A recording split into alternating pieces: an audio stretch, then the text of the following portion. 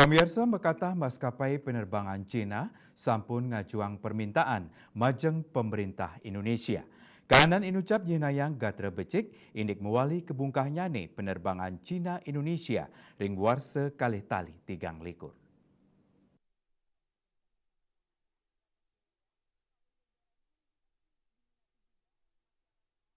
Indiki inucap kebawasang oleh Menteri Pariwisata dan Ekonomi Kreatif Sandiaga Uno, keketus saking kantor berita antara, dane nampenin becek ring sejeroning rencana mawali kebungkahnyane penerbangan Cina Indonesia, ring warse kalih tali 3 likur, tane kekantenang sidenin capang wilangan pengerau wisatawan mancanegara saking Cina ke Indonesia, Menteri Sandiaga ring Palembang mausang, rencana mawali kebungkahnyane penerbangan inucap, sangkaning wenten mekata pengabdi saking penerbangan Cina majeng pemerintah Indonesia, Manut dane kebijakan pemerintah Cina antuk nedunang pewatasan sosial melarapan mungkah rute penerbangan langsung inucap mejanten mawasana becek majeng Indonesia.